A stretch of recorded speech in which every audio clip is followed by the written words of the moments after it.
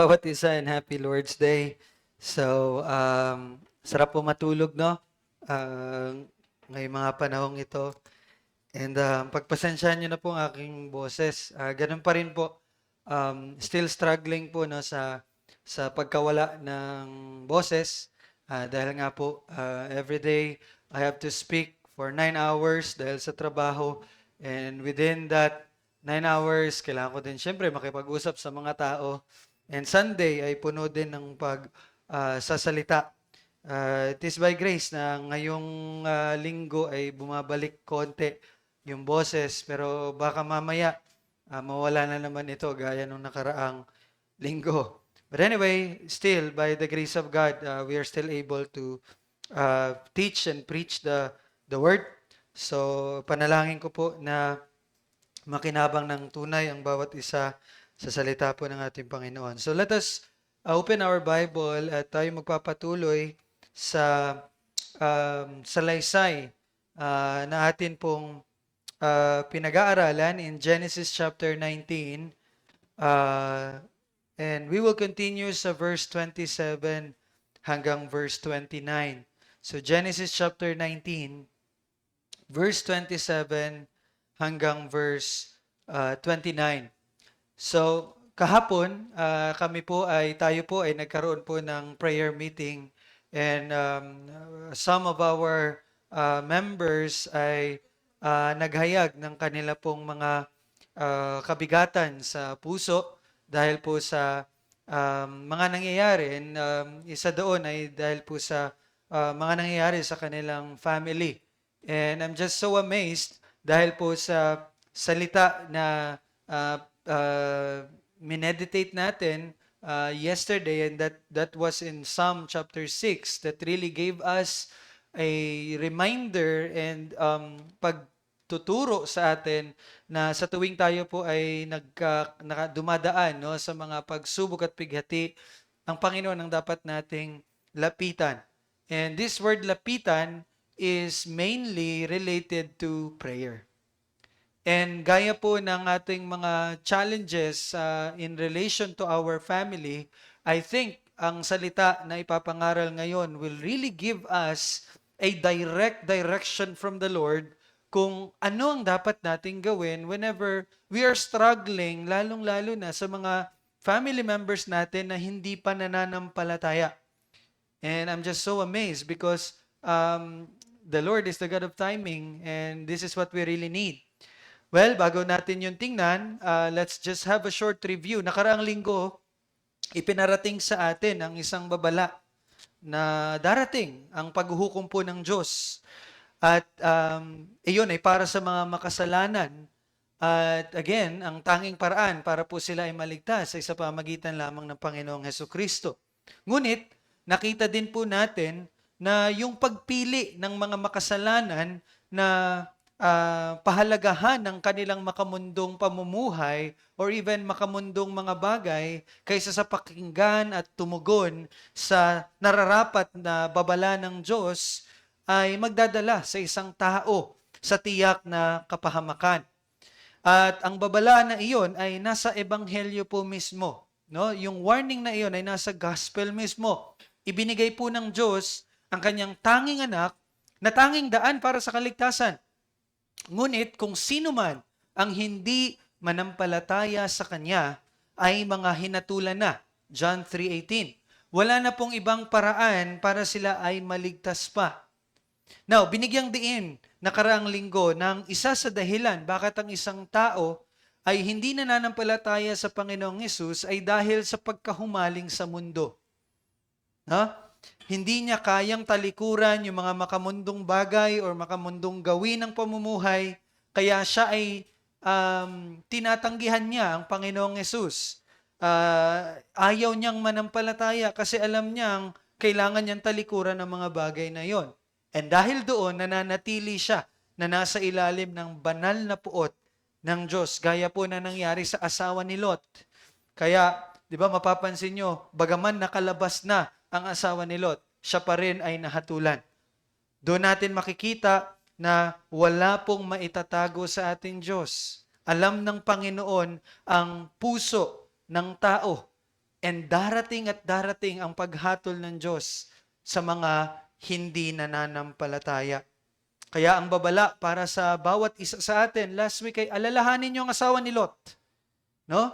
Lalo na, sabi nga ni Pastor Noel, merong maraming Kristiyano ngayon na akala nila na sila ay ligtas. They were running in front of the gate of heavens only to find out that they are going to hell. Kaya huwag nawa tayong tumulad sa asawa ni Lot. Huwag nyo nawang bigyang halaga ang makamundong gawi at makamundong mga bagay. Sa halip, sa biyaya po ng Diyos ay nawa makita natin ang higit at lubos at walang kapantay na halaga ng kaligtasang ipinagkaloob ng Diyos para sa mga makasalanan sa pamagitan ng Panginoong Jesus. So nawa, yun yung maging desire natin, yun yung maging kasiya-siya sa atin. No? At ngayon naman ay magpapatuloy tayo sa salaysay kung saan babalik tayo kay Abraham. No, after looking sa mga nangyari kay Lot, babalik tayo kaunti kay Abraham. And next Sunday, babalik tayo kay Lot ulit. And ngayon, tayo po'y magsitayo at tingnan natin at basahin natin ang salitang ipapangaral sa umagang ito. In Genesis 19, verse 27 to 29. Kinaumagahan, si Abraham ay maagang nagtungo sa dakong kinatayuan niya sa harap ng Panginoon. Siya'y tumingin sa dakong Sodoma at Gomora at sa buong lupain ng Libis. At kanyang nakita na ang usok ng lupain ay tumataas na parang usok ng isang hurno. At nangyari nang gunawin ng Diyos ang mga lungsod ng Libis, naalala ng Diyos si Abraham. At inilabas si Lot ng gunawin ng mga lungsod sa tinirahan niya. Ito po ang salita ng Panginoon. Tayo po'y manalangin.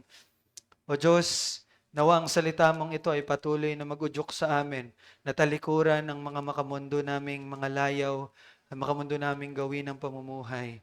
At nawa ang salitang ito ay mag-udyok sa amin na manampalataya sa Panginoong Jesus. At dagdag pa doon, panalangin namin na makita namin ang kahalagahan ng pananalangin bilang kaparaanan mo ng pagliligtas. Ito aming panalangin sa pangalan ni Jesus. Amen. Tayo pa magsiupo. Sa pagkatapos po na isinagawa ng Diyos ang kanyang paghatol laban po sa Sodoma at Gomora, babaling ng sandali muli kay Abraham ang salaysay. Kasi nga from verse 1 hanggang verse 25 or 26, nakita natin doon ang paghatol ng Diyos sa Sodoma at Gomora. And ngayon, ay babaling muna tayo muli, gaya ng sabi ko kanina, sandali kay Abraham sa salaysay na ito. And ang sinabi dito, verse 27, kinaumagahan, si Abraham ay maagang nagtungo sa dakong kinatayuan niya sa harap ng Panginoon. Now, kung makikita niyo po dito, very specific at tinukoy dito kung saan nagtungo si Abraham. Iyon ay saan po? Sa dakong kinatayuan niya sa harap ng Panginoon. Ito po ay mahalaga. Ito pong impormasyon na ito ay mahalaga upang maunawaan natin kung ano po yung pinupunto sa salaysay na ito.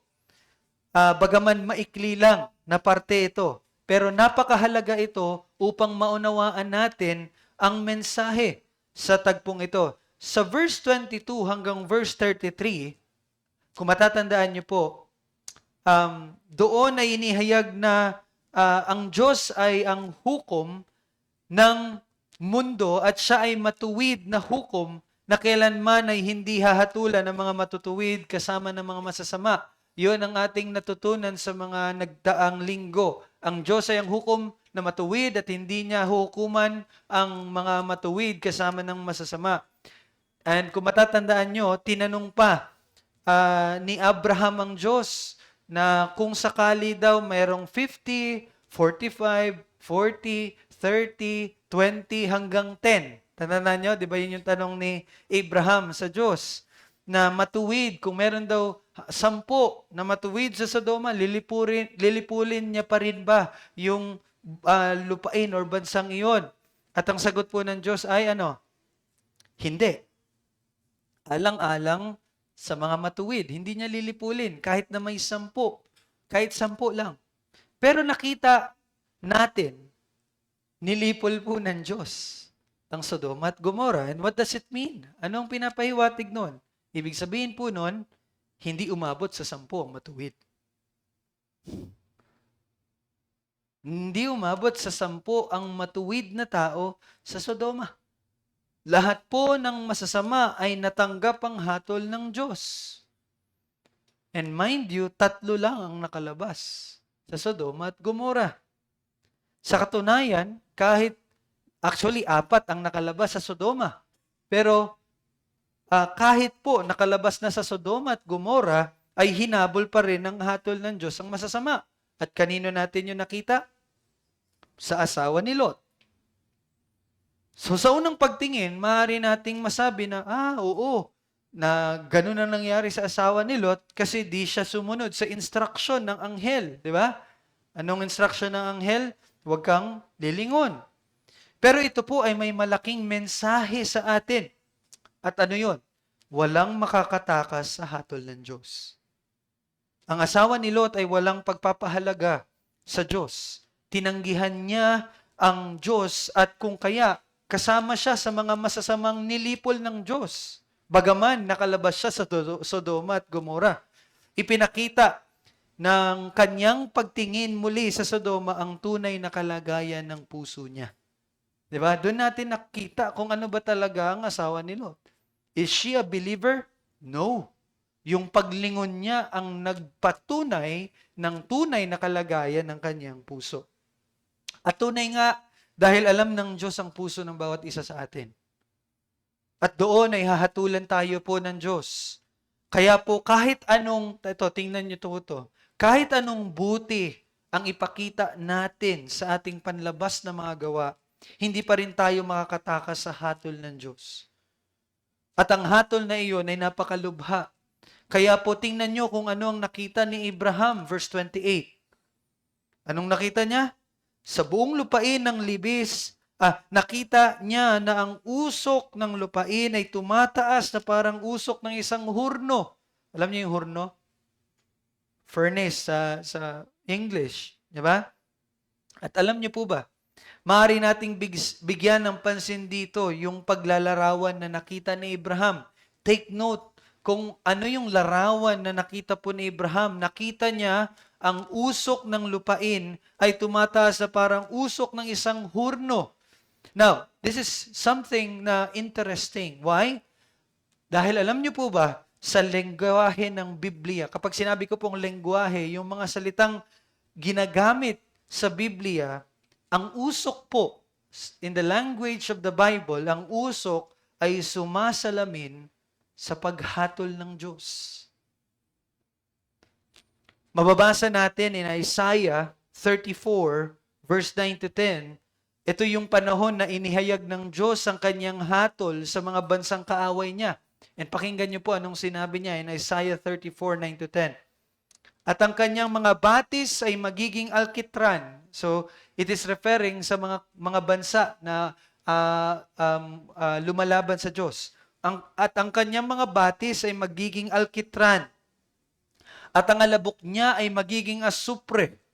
At ang lupain niya ay magiging nagniningas na alkitran. Nagniningas, yung on fire. Hindi ito mapapatay sa gabi, yung apoy daw. Hindi ito mapapatay sa gabi o sa araw man. And listen, ang usok niyon ay paiilang lang magpakailanman. Narinig niyo yan? Yung usok ay patuloy na nandoon. Mula sa isang lahi hanggang sa susunod na lahi, ito ay tiwangwang. Walang daraan doon magpakailanman. And another one, yun ang makikita natin in the book of Revelation, chapter 14, verse 11. Sabi doon, at ang usok ng hirap nila ay papailang lang magpakailanman. Again, the same language. At sila'y walang kapahingan araw at gabi. Silang mga sumasamba sa halimaw at sa larawan nito at sino mang tumatanggap ng tanda ng kanyang pangalan. Again, ito ay patungkol sa paghatol ng Diyos. At tunay nga, dahil kung atin pong babasahin, sinulat ni Jude in verse 7, sinabi doon Gayon din ang Sodoma at Gomora. So, nabanggit ni Jude ang Sodoma at Gomora at ang mga lunsod sa palibot ng mga ito, na gumawa naman ng pakikiapid at nalulong sa kakaibang laman, ay inilagay bilang halimbawa na nagdaranas ng kaparusahan sa apoy na walang hanggan. Now, sila po, ang Sodoma at Gomora ay nagsisilbing halimbawa para sa atin kung ano ang itsura ng banal na paghatol ng Diyos. So, what Abraham saw ay ang banal na paghatol ng Diyos. Abraham was looking at the judgment of God. At tayo na nagbabasa nito ngayon, alam na natin, di ba? Alam natin na ligtas si Lot. Alam natin na nakalabas si Lot. Pero tandaan niyo po, sa tagpong ito, hindi pa alam ni Abraham kung ano nangyari kay Lot. Di ba? Hindi niya alam. Kaya, maaari nating maisip na lubos ang pag-aalala at sakit na nararamdaman dito ni Abraham. Imagine, yung pamangkin mo ay baka namatay na nalusaw na ng apoy at asupre. Ngunit, may nakakamangha na nangyari. Verse 29. At nangyari, nang gunawin ng Diyos ang mga lungsod ng libis. Sabi dito, habang ginugunaw ng Diyos, habang pinapataw niya ang kanyang hatol, anong nangyari? Naalala ng Diyos si Abraham. He remembered Abraham. At anong ginawa? At inilabas si Lot ng gunawin ng mga lungsod na tinirhan niya. Now, ito pong talata na ito ang magbibigay sa atin ng kaalaman na ang parte ng pagliligtas ng Panginoon kay Lot ay ang pag-alala ng Diyos kay Abraham. Again, ulitin ko po. Ito ang magbibigay sa atin ng kaalaman na parte ng pagliligtas ng Diyos kay Lot. We know that God saved Lot. Amen? Pero parte, ulitin ko po, parte ng pagliligtas ng Panginoon kay Lot ay yung pag-alala ng Diyos kay Abraham. Ang pag-alala po ng Diyos ay una na nating nabasa sa chapter 8, verse 1. Anong sinabi doon sa Genesis chapter 8, verse 1? Sinabi doon, hindi kinalimutan ng Diyos. And in the English translation, God remembered Noah. Tandaan nyo? Chapter 8, verse 1. God remembered Noah. At ito po ay may kinalaman sa pagbibigay ng pabor ng Panginoon. Kapag nababasa natin yung lengguwahe ng Biblia, and He remembered, yun ay pagpapakita ng pagbibigay ng pabor ng Diyos. Kaya lang, kung ating papansinin po, may pagkakaiba sa dalawang tagpo na ito at sa chapter 8. Sa chapter 8, naalala ng Diyos si Noah. Tama? At si Noah ay binigyan ng pabor ng Diyos. Tama? Kaya lang, dito naman sa chapter 19, bagaman si Lot yung direktang nakatanggap ng pabor, pero sino ang naalala ng Diyos? Hindi si Lot. Ang sinabi, naalala dito ay si Abraham. Nakikita niyo yung kaibahan ng dalawang tagpo? Meron itong pinapahiwatig sa atin. Pero bago po yan, ang tanong ko muna ay, ano ang binabanggit dito na pabor? Ano yung pabor na binabanggit dito? Natandaan niyo po, at kanina, napag-usapan na natin, bago pa lipulin ng Diyos ang Sodoma, di ba? Nanalangin, o namagitan, or nag-intercede si Abraham sa Diyos. Para sa kanino? Sa mga matuwid na nandoon sa Sodoma. You remember? Iyon po ang binabanggit dito. Yun yung naalala. Yun yung panalangin na naalala ng Diyos. Hindi ito yung literal na, naalala ko si ano. Ang sinasabi dito na naalala ng Diyos si Abraham is that He remembered the prayer of Abraham. Naalala niya ang panalangin ni Abraham. At yung panalangin na yun ay nasa chapter 18. Nung namamagitan si Abraham para sa mga matuwid na nandun sa Sodoma. Di ba sabi niya, Diyos, Panginoon, kung merong 50, 45, 40, 30, 10, 20, 10. Sorry, naulit na. 30, 20, 10. Lilipurin mo pa ba rin yun? Pero nung sinabi ni Lot, akala nyo nagtatanong si Abraham. No, he was interceding. Anong sabi ni Abraham? Huwag nawa, dahil ikaw ay Diyos na matuwid. Ibig sabihin, ang pinagpapanalangin ni Abraham sa Diyos ay, Panginoon, ikaw ay matuwid. At kalooban mo na hindi isama sa paghatol ang mga matuwid kasama ng masasama. Kaya sinabi niya, kung merong 50, 45, 40, 30, 20, 10, lilipulin mo ba yun? Hindi. Yun yung intercession ni Abraham. And God remembered Abraham. Naalala ng Diyos ang panalangin ni Abraham. Sa makatuwid, masasabi natin na ang ginawang pagliligtas ng Diyos kay Lot ay nakaugnay sa panalangin ni Abraham. At sa katunayan, ito po ang pinapahiwatig na sinasabi ko sa inyo kanina. Ito ang pinapahiwatig at ito po ang mensahe sa atin sa salaysay na ito. Ngunit, again, sorry, ang daming advertisement. Bago tayo magpatuloy, may mahalagang tanong na dapat nating sagutin. Niligtas ba si Lot dahil sa panalangin ni Abraham?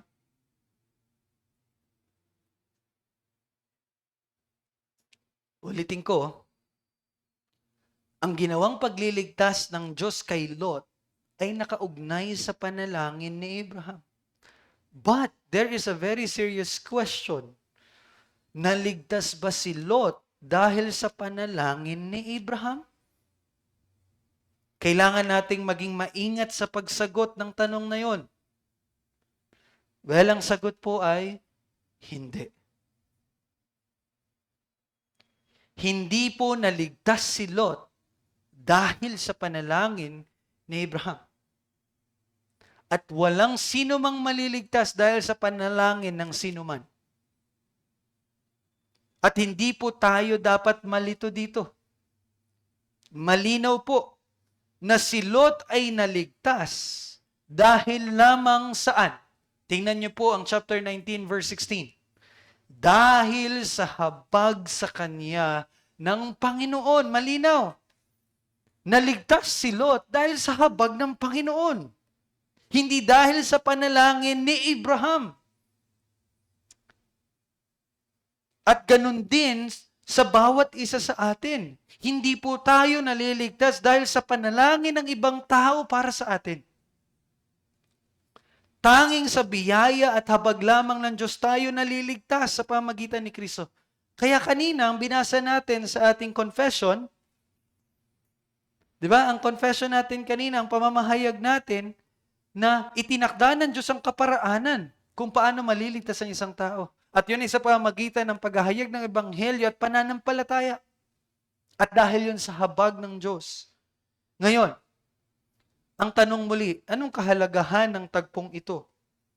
Well, gaya po ng binanggit natin sa confession kanina, ang Diyos ay nagliligtas sa pamamagitan ng kaparaanan.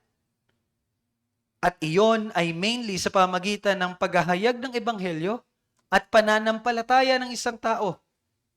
Ngunit ngayon ay makikita natin na isa din sa mga kaparaanan na ginagamit ng Diyos upang magligtas ay ang pananalangin. Dito pinapakita sa atin na ang pananalangin natin para sa kaligtasan ng ating kapamilya, kaibigan, kapuso, o mga kakilala ay isang mahalagang parte.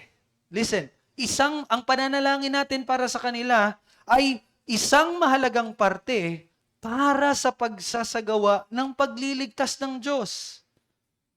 Maraming halimbawa ang ating pwedeng makita sa kasulatan. Isa na doon ay ang tagpong ito. Itong tagpong ito mismo na binamasa natin. At another one in book of Genesis chapter 20, no? Just right after that, chapter 20 verse 7. Tingnan niyo diyan, sinabihan ng Diyos si Abimelech na pumunta kay Abraham. At si Abraham ay mananalangin para sa kanya. At siya ay mabubuhay. Listen, no? Sinabihan ng Diyos si Abimelech, pumunta ka kay Abraham. Si Abraham will mananalangin para sa iyo at ikaw ay mabubuhay. Alam natin na ang Diyos ang nagbibigay at kumukuha ng buhay. Pero dito ay niloob ng Diyos na manalangin si Abraham para ito ay gawin kay Abimelech. And another one in Ezekiel 36:24-36. Hindi na natin kailangan basahin yung haba na yun, no? Pero doon po ay ipinangako ng Diyos sa mga Israelita na siya ay magbibigay ng bagong puso. Yun yung ano niya, ito yung new covenant. Na ang Diyos, pinangako ng Diyos sa mga Israelita, magbibigay siya ng bagong puso, maglalagay siya ng kanyang espiritu sa kanila, maglilinis sa kanilang karumihan, at magpapatubo ng kanilang pananim. Kasi nga po, sa Ezekiel, ang nangyari is na napaalis sa Israel ang mga Israelita. They were on exile to Babylon. Pero pinangako ng Diyos na ibabalik sila. Pero di ba nga, pagbalik nila doon, sira na yung bansa nila. And the Lord promised that they will be given a new heart, the Spirit of God, and they will be cleansed from their unrighteousness, and magpapatubo ng kanilang pananim. Pero ang Diyos, alam natin na ang Diyos ang gagawa ng lahat ng iyon. Pero you know what? In verse 37, pagkatapos mo basahin yung pangako ng Diyos, verse 24-36, may sinabi ang Diyos sa verse 37. Anong sinabi niya?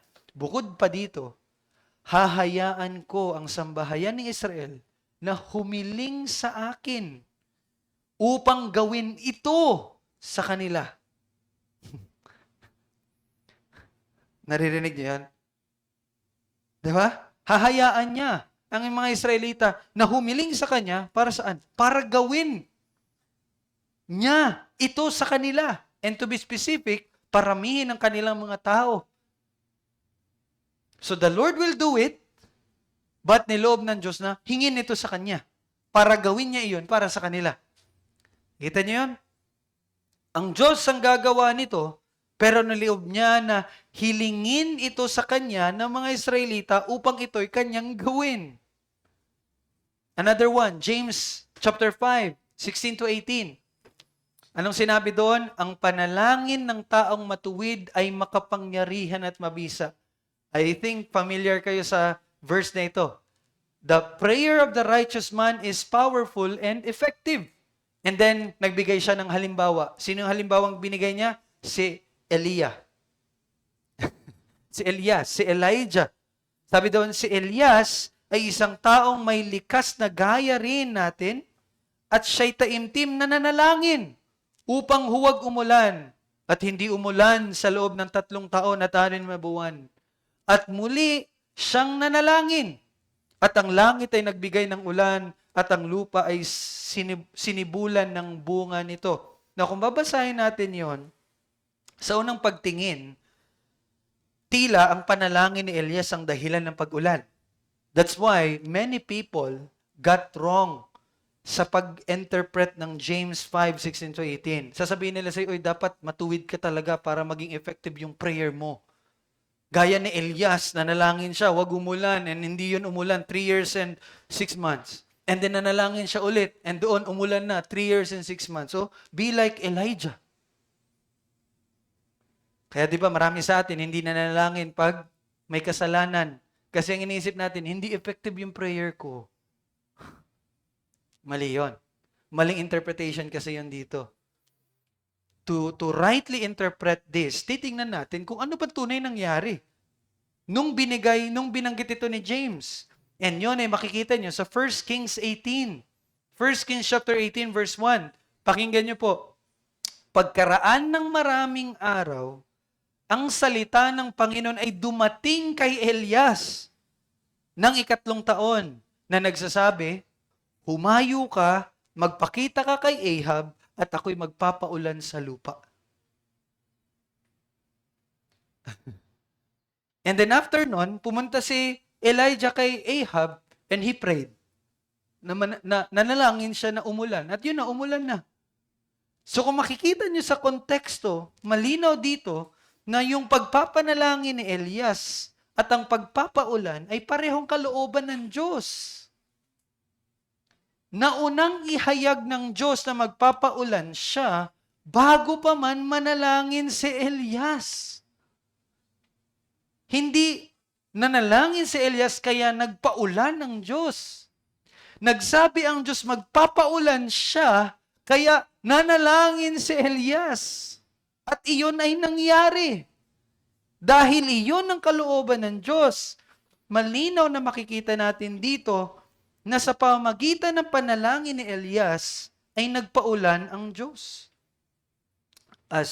Malinaw na makikita natin dito na sa pamamagitan ng pananalangin ni Elias ay nagpaulan ng Diyos.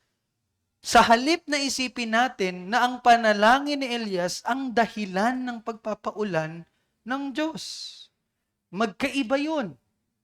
Nagpaulan ang Diyos na kalooban niya sa pamamagitan ng panalangin ni Elias. Hindi nagpaulan ng Diyos dahil sa panalangin ni Elias. Again, that's a two different statement. At sa katunayan, alam nyo, kahit ang Panginoong Hesus mismo, anong sinabi niya?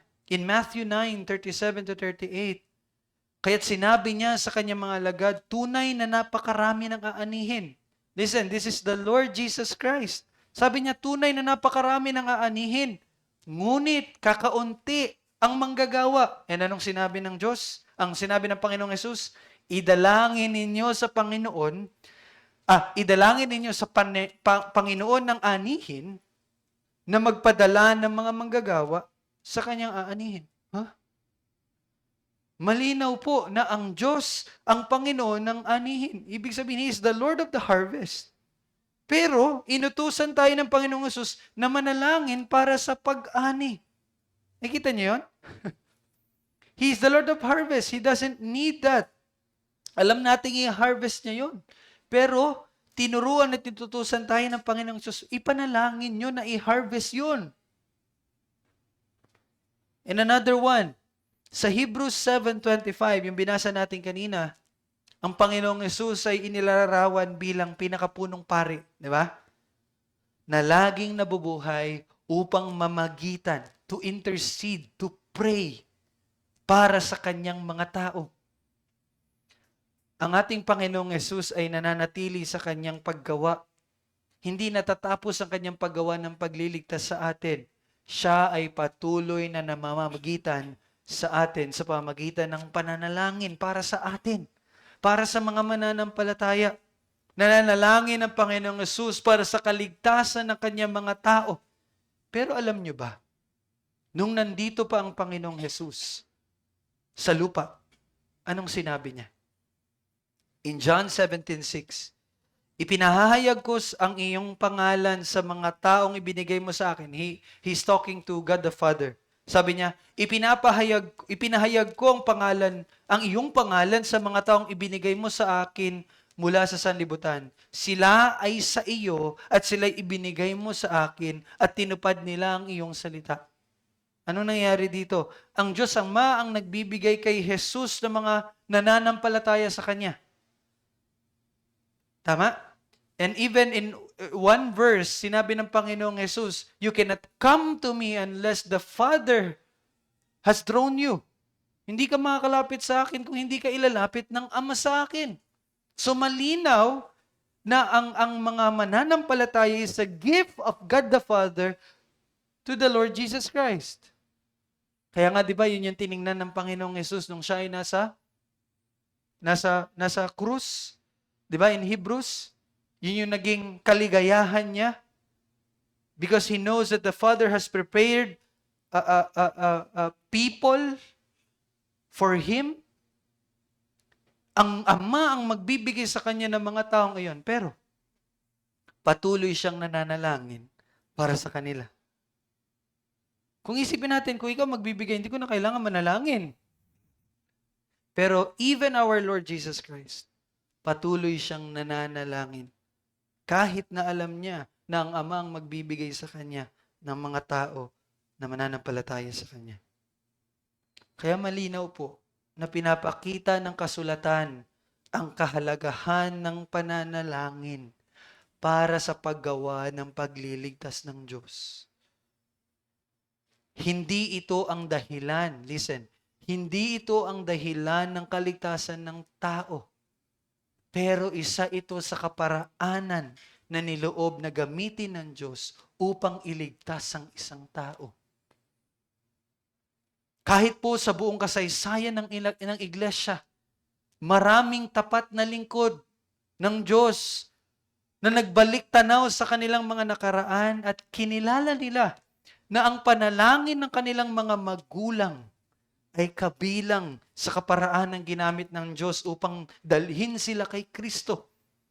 Alam nyo, many of the theologians na tinitingala natin, na binabanggit natin, kapag narinig nyo yung testimony nila, they will testify na ang panalangin ng mga magulang nila ang ginamit ng Diyos upang sila ay maging mga lingkod ng Diyos. Now, one example, Augustine. In Reformed circles, lagi niyo maririnig si Augustine.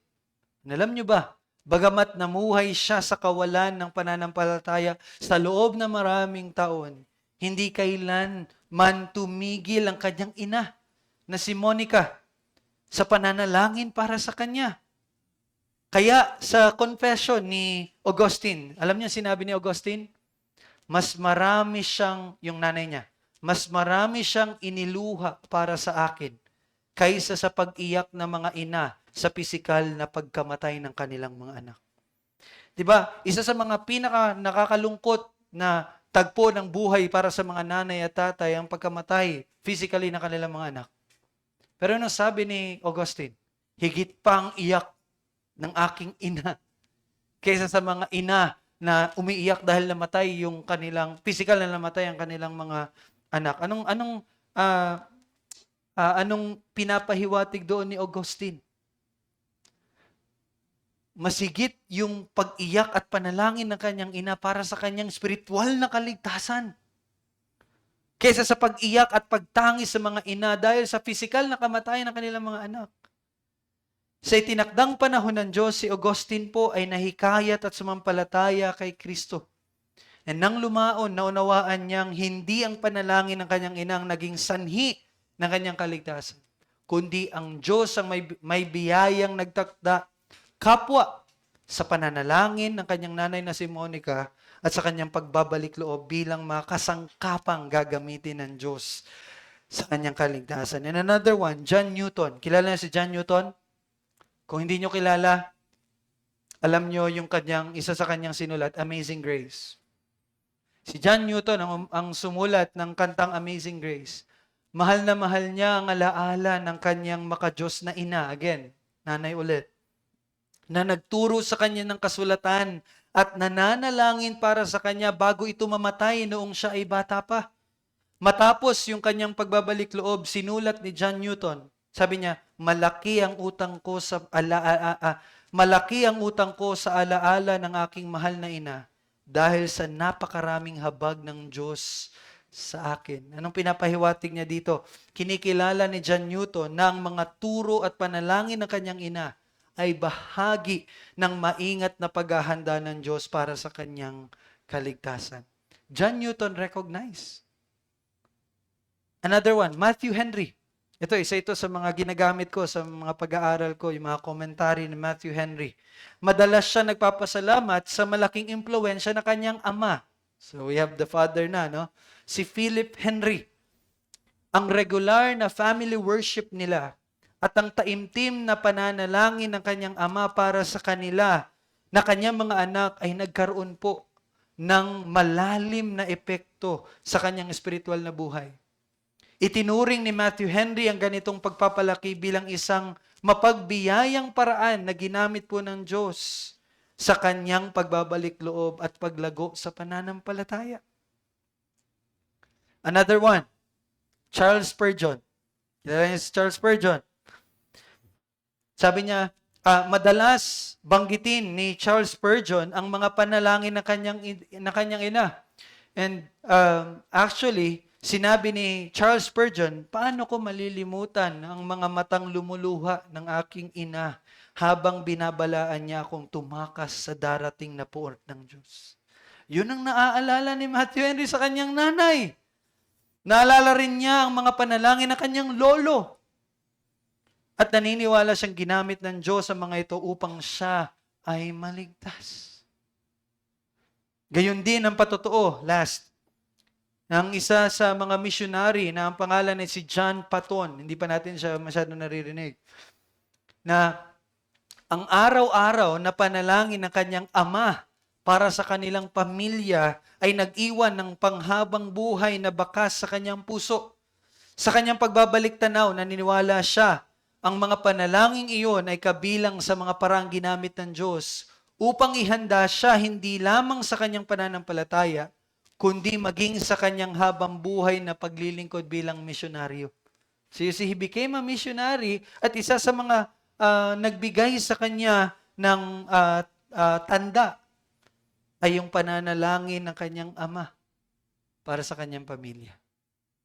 Ang lahat ng mga patotoong ito ay magandang paglalarawan ng isang mahalagang katotohanan na ang Diyos lamang ang nagliligtas, sa biyaya niya lamang tayo naliligtas, ngunit sa kanyang dakilang karunungan at ganap na kapamahalaan, madalas niyang italaga ang tapat na mga panalangin ng kanyang bayan bilang isa sa mga kasangkapang ginagamit niya upang isakatuparan ng kanyang layunin ng pagliligtas.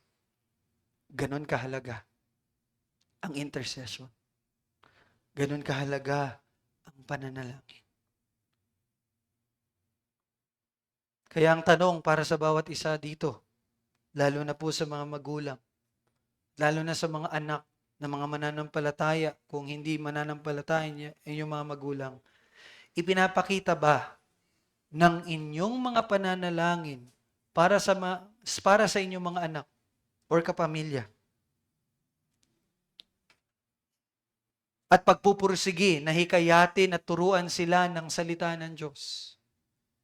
Sabihin natin sa family worship, nakikita ba nun ang pag-asa mo sa biyaya ng Panginoon para sa kaligtasan ng iyong mga anak o kapamilya? Do your prayers, inyong pagsusumikap ninyo na ihayag sa kanilang salita ng Diyos ang nagpapakita ng inyong pag-asa sa biyaya ng Diyos? Nakikita ba doon? O ang kawalan ng ating pananalangin sa kanila? At kawalan ng paghihikayat sa pag-aaral ng salita ng Diyos in our family worship, ang siyang nakikita sa ating araw-araw na buhay, na maaaring nagpapakita na wala tayong pakialam sa kahihinatnan ng ating mga anak sa kawalang hanggan. At lalong-lalo na, nagpapakita na hindi tayo umaasa sa biyaya ng Diyos. Kasi we do not pray. May maliit tayong pagtingin sa biyaya at habag ng Diyos. That's why we struggle. Kaya nabibigatan tayo. Kasi unknowingly, we put the burden on ourselves. Na akala natin, tayo ang makakagawa para maligtas sila. Para magbago sila. Unknowingly, hindi tayo umuasa sa biyaya ng Diyos na siyang tunay na makapagliligtas sa kanila. That's why it's a burden. That's why nakakapanghina, nakakapagod, nakakalungkot, nakakadismaya. Again, because we are not hoping for the grace of God. Ang tinitingnan natin, yung kung ano ang magagawa natin. Hindi yung ano yung magagawa ng Diyos. That's why we struggle. Tandaan niyo po, kung paano natin naunawaan ang kasalanan at ang tanging kaligtasan na kay Kristo, ay makikita kung atin bang pinagpapanalangin at inaakay sila. The way you understand sin and the penalty of sin and the grace of God, kung paano mo yon nauunawaan, magre-reflect yon kung paano mo sila pinagpapanalangin at kung paano mo sila hinihikayat. Kasi one of the reason probably also, bakit hindi tayo nananalangin at hindi tayo nagsusumikap na dalhin ang salita ng Diyos sa kanila is because we have a little view of sin. Dalawa yon. Yung una, we only have a little view of God's grace and we have a little view of sin. And we have a little view of God's judgment. Kahit tayo, hindi tayo natatakot sa paghuhukom ng Diyos. Kaya wala tayong pakialam. Kaunti ang ating pananalangin. Kaunti ang ating paghihikayat. So saan doon sa dalawang iyon ang dahilan, mga kapatid?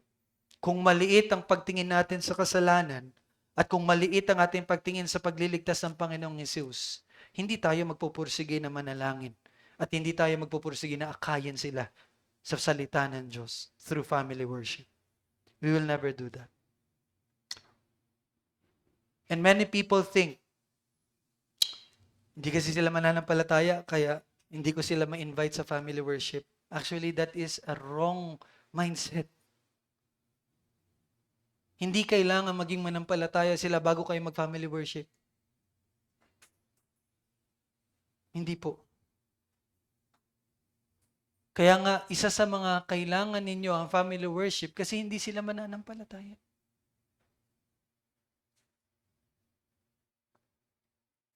Pero kung may lubos kang pagkatakot sa kasalanan at may lubos kang pag-asa sa biyaya ng Diyos kay Kristo, siguradong mananalangin ka ng walang humpay.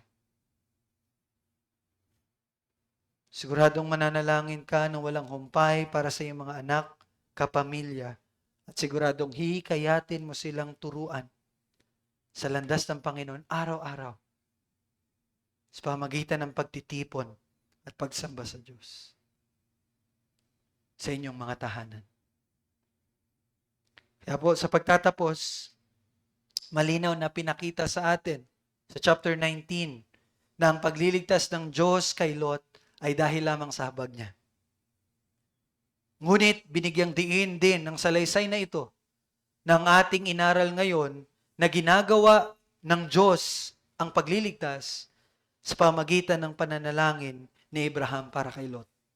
Sa makatuwid, malinaw po na bagaman ang pananalangin ay hindi dahilan para iligtas ng Diyos ang isang tao, pero isa ito sa kaparaan ng itinalaga niya upang isagawa ang kanyang mapagbiyayang pagliligtas. Makita nawa natin, lalong-lalo na po sa mga magulang, kung gaano ka nakakatakot ang sasapitin ng ating mga anak at kapamilya dahil sa kasalanan. At makita din natin nawa na ang tanging pag-asa nila ay ang biyaya ng Diyos kay Kristo Jesus. At nawa ay magtulak ito sa inyo na pag-igtingin ang inyong pananalangin at sa pamamagitan para sa inyong mga anak at mga kapamilya, kaibigan at mga kakilala bilang itinalagang kaparaanan ng Diyos ng pagliligtas niya. Pati na rin po ang kahalagahan ng pagsasagawa ng family worship na matagal nang itinalagang kaparaanan din po ng Diyos para sa paglago at pagliligtas ng inyong pamilya. Ito po ang salita ng Diyos. Makinig po ang may pandinig. Let us pray.